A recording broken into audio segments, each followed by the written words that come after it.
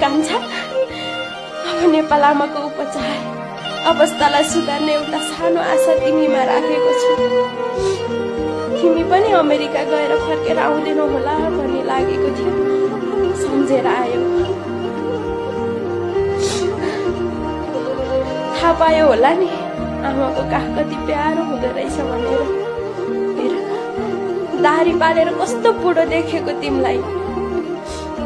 भ्रष्टाचारी देशद्रोहीलाई टुडी खेलमा राखेर एक एक गरी हान्न मन छ, त्यो पनि नाकको डाँडी भाँचिने गरी भन्छौ। तिम्रा दाईहरूदेखि चाहिँ अलि होसियार रहनु। तिमीहरूका दाई अङ्कमाल गरेर पछाडिबाट लात हान्न सिपालु छन्।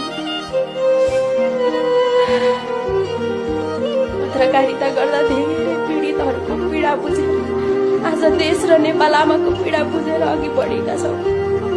तिमीलाई आशीर्वाद त छँदैछ।